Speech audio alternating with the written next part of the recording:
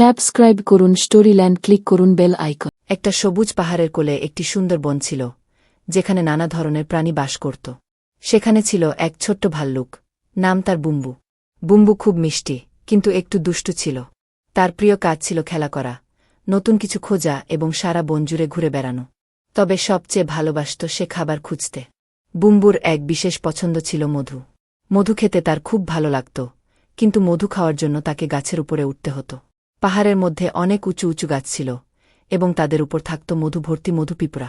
বুম্বু জানত, মধু পিঁপড়া খুঁজতে গাছের উপরে উঠতে হয়। তবে গাছের উপরে উঠা ছিল তার জন্য একটু কঠিন কাজ। একদিন সকালে বুম্বু ঠিক করল আজ সে গাছের উপরে উঠবে এবং মধু খাবে।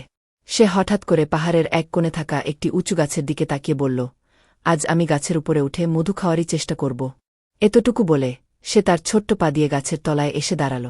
গাছটা ছিল খুব বড় এবং তার শাখাগুলি আকাশে উঠে গেছে। বুম্বু খুব উত্তেজিত হয়ে পড়ল, তবে তার মনে একটু ভয়ও ছিল।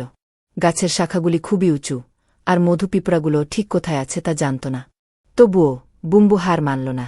সে প্রথমে গাছের নিচে গিয়ে দেখল গাছের ডালগুলো খুব শক্ত। সে ঠিক করল প্রথমে একটি ছোট ডালে উঠে চেষ্টা করবে। পা দিয়ে ডালের ওপর পা রেখে ধীরে ধীরে উঠে যেতে লাগল।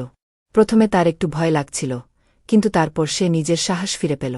গাছের প্রথম স্তরে পৌঁছে বুম্বু চিৎকার করে বলল, বাহ, আমি প্রথম স্তরে পৌঁছে গেছি। এখন তাকে দ্বিতীয় স্তরে যেতে হবে। সে আবার একটু নিচু হয়ে ডাল ধরে দ্বিতীয় স্তরে চলে গেল। প্রতিটি স্তর বুম্বুর জন্য নতুন এক অভিযান ছিল, এবং সে খুব আনন্দ পাচ্ছিল। প্রথমবারের মতো গাছের উপরে উঠে সে বুঝতে পারল, সাহস এবং আত্মবিশ্বাস থাকলে অনেক কিছু করা সম্ভব। বুম্বু চিৎকার করে বলল, হ্যাঁ, আমি ওপরে পৌঁছেছি। সে একটু বিশ্রাম নিল, কারণ তার খুব খিদে পেতে শুরু করেছিল। সে জানত এখন আর তাকে অনেক দূরে যেতে হবে না, একটু আর উপরে উঠলেই মধু পাওয়া যাবে। সেই ভাবনা চিন্তা করে সে আবার উপরে উঠতে শুরু করল। আসলেই একসময় সে সবচেয়ে উঁচু শাখায় পৌঁছে গেল। সেখানে দেখতে পেল এক বড় মধুর পিঁপড়া। সে খুশিতে হাততালি দিল। এটা তো সোনার মতো, বুম্বু বলল। বুম্বু খুব সাবধানে মধু পিঁপড়াগুলোর কাছে পৌঁছাল। কিছু পিঁপড়া তাকে দেখে সরে গেল, আর কিছু পিঁপড়া তখনও মধু সংগ্রহ করছিল। বুম্বু প্রথমে এক পিঁপড়েকে খুব ধীরে ধীরে জিজ্ঞেস করল, হ্যালো, আপনি কি আমাকে কিছু মধু দিতে পারেন? পিঁপড়েটি মিষ্টি করে হেসে বলল, অবশ্যই, তুমি এত কঠিন পরিশ্রম করেছ, তোমার জন্য একটু মধু তো দেওয়া উচিত। বুম্বু খুব খুশি হয়ে মধু খেতে শুরু করল। মধু ছিল খুব মিষ্টি, এবং তা খেতে খেতে বুম্বু মনে মনে ভাবছিল, এটা তো পৃথিবীর সবচেয়ে সুস্বাদু খাবার।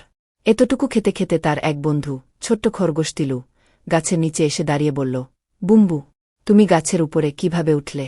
আমি তো ভয় পাই। বুম্বু হেসে বলল, তিলু, তুমি যদি সাহস দেখাও তবে তুমি পারবে। প্রথমে ভয় লাগবে, কিন্তু পরে দেখতে পাবে গাছের শাখাগুলো শক্ত। একবার তুমি যদি চেষ্টাটা শুরু করো, তবে আর কিছুই ভয় লাগবে না। তিলু একটু ভাবল, তারপর বলল, তাহলে আমি চেষ্টা করি। তিলু ধীরে ধীরে গাছের পাতা ধরে উপরে উঠতে শুরু করল। প্রথমে সে ভয় পাচ্ছিল, কিন্তু ধীরে ধীরে সাহস পেল। বুম্বু তাকে উৎসাহ দিল, চলো, তুমি পারবে। শেষে তিলু পৌঁছে গেল যেখানে বুম্বু ছিল, এবং সে মধু খেয়ে খুব খুশি হল। বুম্বু বলল, কেমন লাগছে? মধু খাওয়ার পরে তুমি বুঝতে পারবে কেন আমি এত দিন ধরে গাছের উপরে উঠতে চেয়েছিলাম। তিলু হাসি দিয়ে বলল, এটা সত্যিই মজার।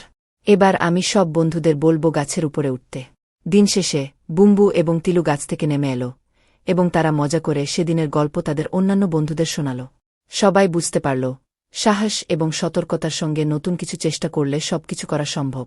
যখন আমাদের মনে কোনো ভয় বা সংকোচ থাকে, তখন সাহস এবং আত্মবিশ্বাস আমাদের এগিয়ে নিতে সাহায্য করে। কোনো কিছু করতে হলে প্রথমে চেষ্টা করতে হয়, এবং পরিশ্রম করলে আমরা সাফল্য পেতে পারি।